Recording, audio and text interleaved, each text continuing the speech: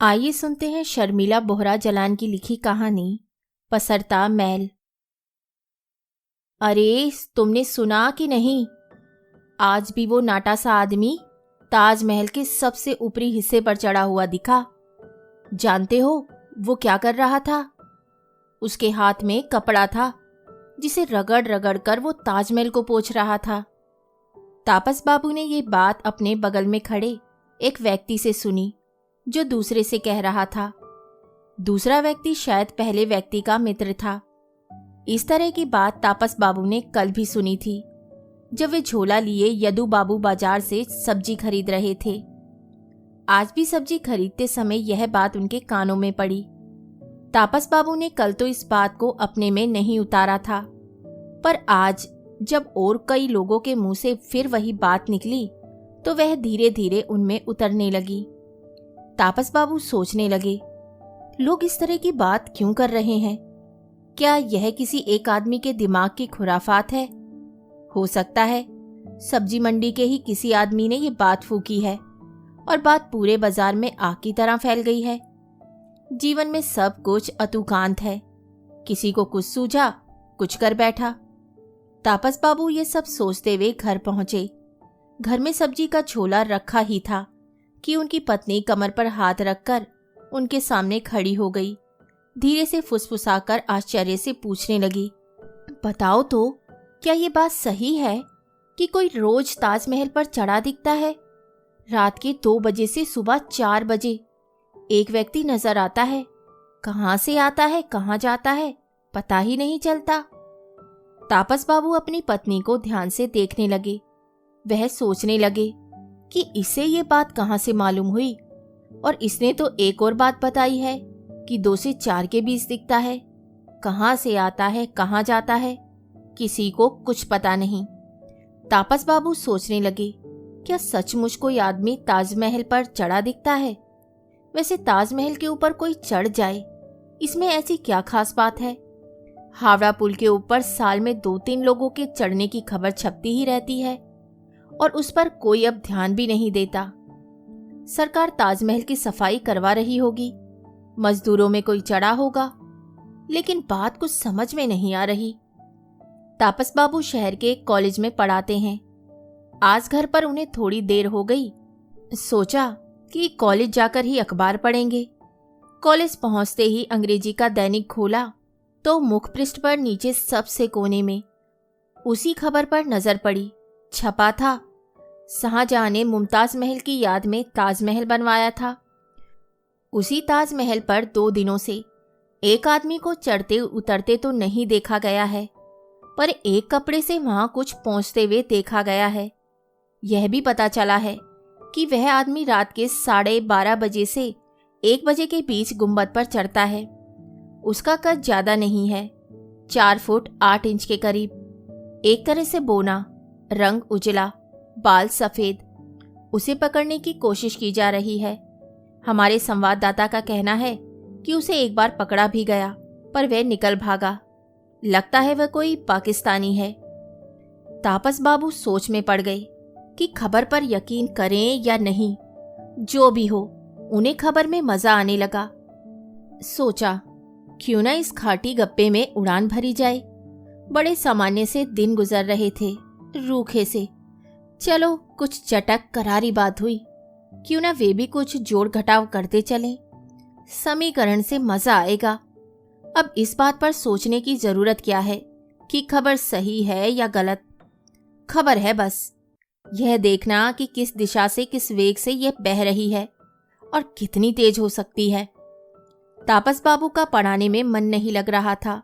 वे तो चाह रहे थे कि अपने दोस्तों के बीच बैठे अड्डेबाजी करे इस खबर को लेकर।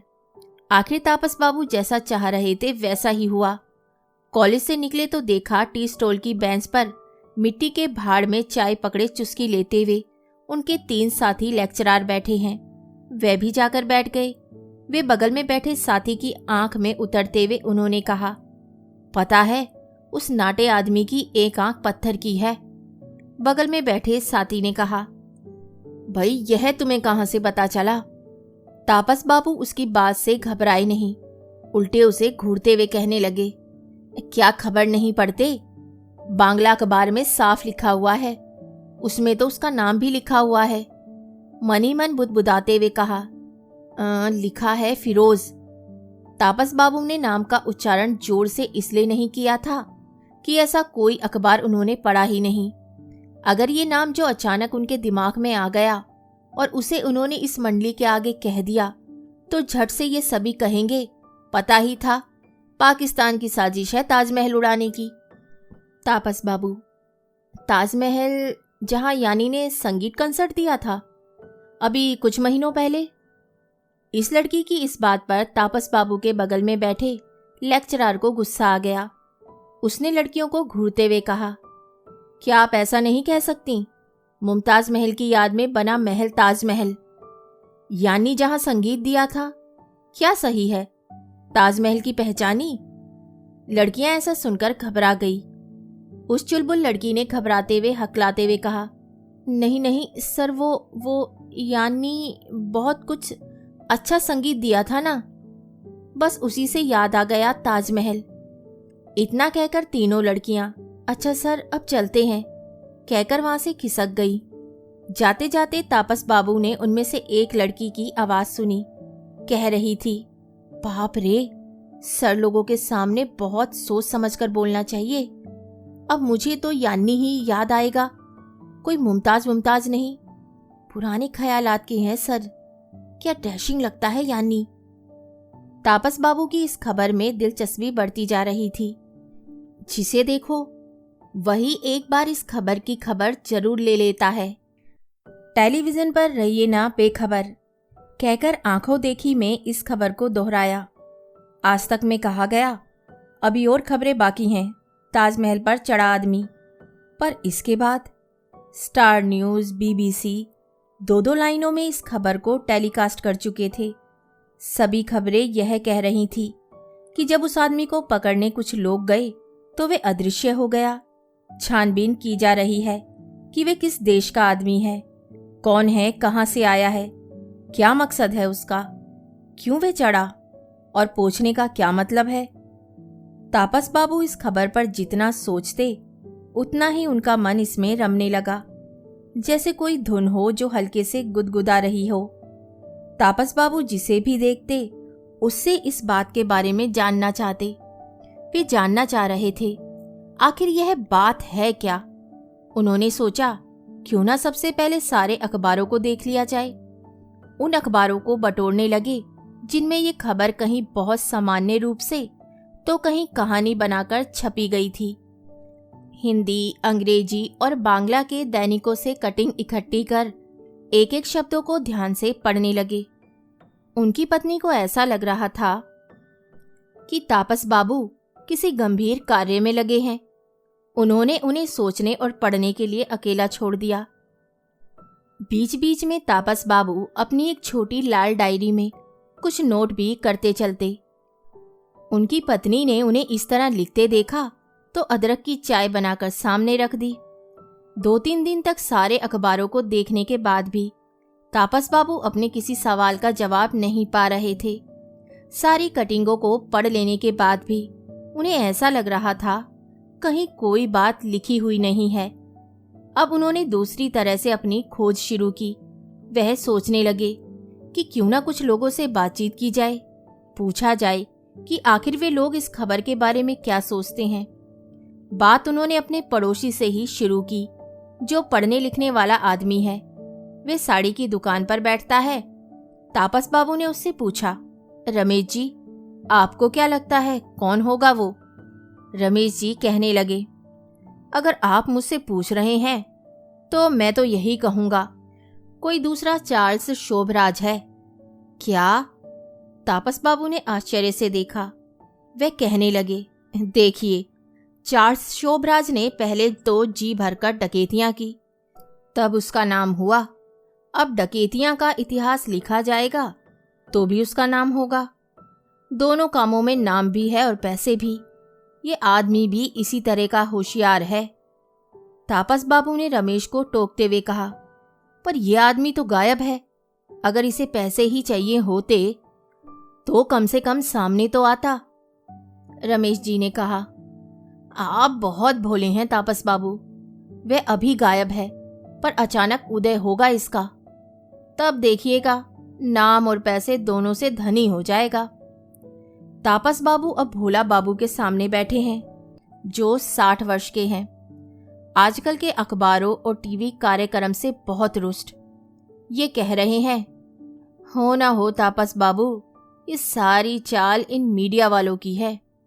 देखिए ना, आप जैसा अध्यापक जो बहुत सोचता है, आ गया इनके झांसे में। घूम रहे हैं आप खबर को लेकर। किसी भी काम में आपका मन नहीं लग रहा होगा।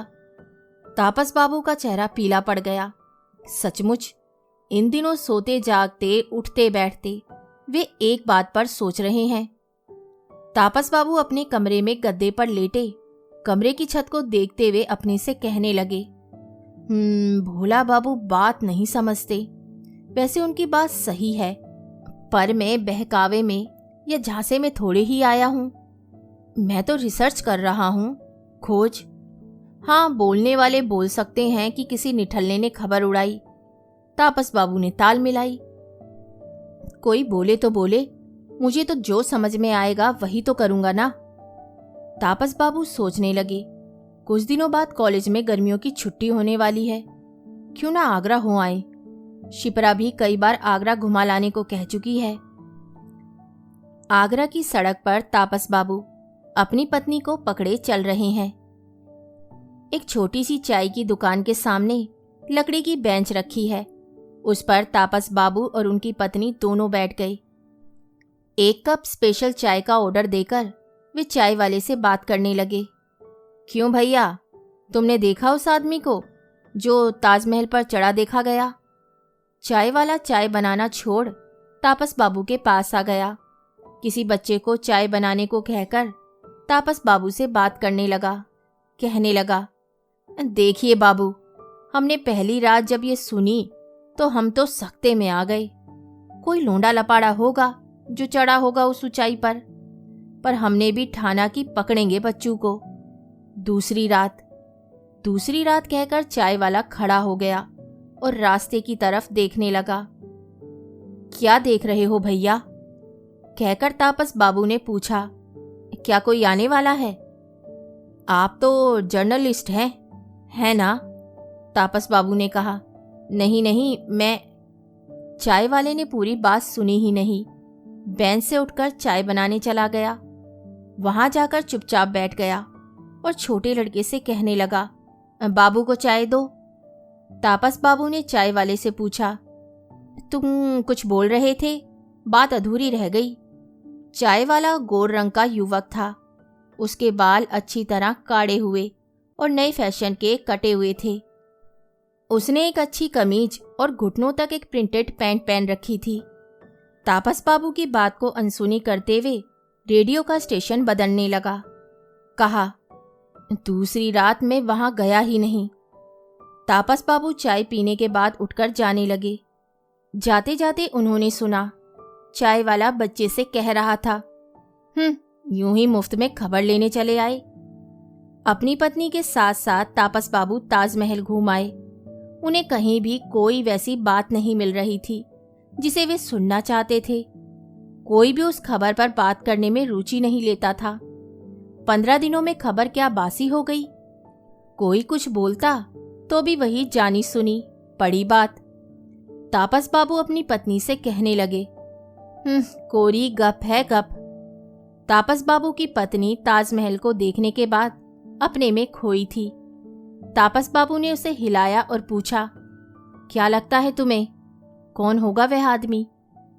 तापस बाबू की पत्नी कुछ सोचते हुए कहने लगी, मुझे तो पूरा यकीन है। तापस बाबू चौंक कर उसे देखने लगे। मन ही मन सोचा, तो क्या ये कुछ जानती है? तापस बाबू की पत्नी धीरे से बोली, हो ना हो वो और कोई नहीं, शाहजहां की आत्मा है, आत्मा। जानते हो, हजारीबाग में हमारे घर के सामने ताड़ का पेड़ था, वहां एक आत्मा। तापस बाबू जोर जोर से हंसने लगे। उनकी पत्नी नाराज हो गई। झुंझलाकर कहने लगी, पहले पूछते हो फिर मजाक बनाते हो। मैं तो तंग आ गई हूं तुम्हारी इस बात से। अब तुम्हें क्या पड़ी है? कोई ताजमहल को पोछे या कुतुब मीनार को? तापस बाबू सोचने लगे, ठीक ही तो कहती है। मैं भी क्या बात लेकर बैठ गया हूं। ये दुनिया तो मूर्ख है ही, और मैं सबसे बड़ा मूर्ख। पर पता नहीं क्यों मूर्खों के से काम में कभी कभी बहुत आनंद आता है। तापस बाबू मन ही मन अपने को कोसने लगे। क्या खाक आनंद आता है? इतनी गर्मी में चला आया आगरा। आगरा आने का प्रोग्राम ठीक नहीं रहा। तापस बाबू कलकत्ता जाने वाली ट्रेन में बैठे हैं। बगल में बैठे एक सज्जन से हंस हंस कर बातें कर रहे हैं। ये सज्जन उनके एक पुराने मित्र के करीबी रिश्तेदार हैं। ट्रेन में संयोग से मिल गए। तापस बाबू ने सोचा, चलो रास्ता बात करते करते कट जाएगा। इनका नाम सुनील साहा है। यह तापस बाबू को बता रहे हैं कि अब अकेले ही रहते हैं। कह रहे हैं कि कोई भी मुझे अच्छा नहीं लगता। हो सकता है सच यह भी हो कि मैं ही किसी को अच्छा नहीं लगता। सुनील साहा तापस बाबू से पूछते हैं, अच्छा तापस बाबू, आपने ये तो बताया ही नहीं कि आपका आगरा कैसे जाना हुआ। तापस बाबू कहने लगे, बस कुछ पूछिए मत। मेरी पत्नी आगरा घूमना चाहती थी। हम दोनों ने ही ताजमहल नहीं देखा था आज तक। आज तक कहकर तापस बाबू सुनील साहा को गौर से देखने लगे। कहने लगे, वैसे बात कुछ और है। आपको बताने में कोई हर्ज नहीं। वे जो एक खबर थी ना कुछ दिन पहले, वही ताजमहल वाली, यही कि वहां कोई आदमी कुछ पहुंचते हुए देखा गया। बस पता नहीं क्या सनक सवार हुई कि उसी कारण आगरा चला आया। अच्छा, आश्चर्य से सुनील साहा ने कहा और वे गंभीर हो गए। वे ट्रेन की खिड़की से बाहर कहीं देखने लगे। तापस बाबू कलकत्ते लौट आए। कॉलेज की छुट्टियां खत्म हो चुकी हैं। वे रोज कॉलेज जाते हैं। और उसी तरह एक दिन झोला लिए यदु बाबू बाजार सब्जी खरीदने। अब तापस बाबू उस खबर को भुला चुके हैं। कभी कभी जब याद आ जाती है तो मुस्कुराने लगते हैं, कभी गहरे डूब जाते हैं। कक्षा में अपना विषय बहुत रुचि के साथ पढ़ाते हैं। आज पढ़ाना शुरू ही किया कि एक लड़की खड़ी हुई और कहने लगी, सर वे पकड़ा गया। तापस बाबू ने गंभीर चेहरा बनाई, अत्यंत गंभीर होकर कहा, विषयांतर बातें क्लास पूरी हो जाने पर, अभी विषय पर ध्यान दे। लड़की रुआसी हो वापस अपनी जगह पर बैठ गई। अचानक तापस बाबू को कुछ समझ में आया। चट से उन्होंने उस लड़की से पूछा, क्या कह रही थी आप? कौन पकड़ा गया? लड़की चहक कर कहने लगी, वही जो ताजमहल तक पहुंच गया था। क्या? तापस बाबू का मुंह आश्चर्य से खुल गया। लड़की जल्दी से अपनी फाइल में से उस दिन का हिंदी दैनिक निकाल तापस बाबू के सामने रख गई। तापस बाबू गौर से अखबार देखने लगे। मुख्य पृष्ठ पर कोने में खबर थी। लिखा था, उसे पकड़ लिया गया है। सीमा सुरक्षा बल के सूत्रों ने संवाददाता को बताया कि सीमा पर गश्त कर रहे जवानों ने उस आदमी को भारत और पाकिस्तान की सीमा पर देखा। इस शक पर उसे पकड़ लिया गया कि पाकिस्तान ने उसे भारत ताजमहल उड़ाने भेजा है। उससे कड़ी पूछताछ की गई। पता चला कि मोतीहारी में उसका परिवार रहता था। एक दिन जब वे रात की ड्यूटी पर था तो डाकू गिरोह ने उसकी पत्नी और उसके इकलौते बेटे को मार डाला और उसका सारा माल असबाब लूट लिया। तब से वे पागल हो गया है। बार बार वह एक ही बात की रट लगाए जा रहा है कि वे राकेश शर्मा के साथ अंतरिक्ष में गया था। वह राकेश शर्मा की बगल में बैठा था। जब इंदिरा गांधी ने पूछा कैसा लगता है वहां से हमारा हिंदुस्तान, तो राकेश शर्मा ने कहा था, सारे जहां से अच्छा। उस समय उसका राकेश से झगड़ा हो गया था। उस समय से वे चिल्ला रहा है, बहुत मैल पसर गया है हिंदुस्तान में, बहुत मैल बसर गया है हिंदुस्तान में, मैल ही मैल। पहले तो ताजमहल को पोंछना होगा। सीमा सुरक्षा बल के अधिकारियों को पूरा विश्वास हो गया है कि वह बेगुनाह है। राज्य पुलिस ने उसे पागल खाने में डाल दिया है। कहानी सुनने के लिए धन्यवाद। तो इसी के साथ मैं आपसे विदा लेती हूँ और कल फिर मिलती हूँ एक नई कहानी के साथ। तब तक के लिए अलविदा।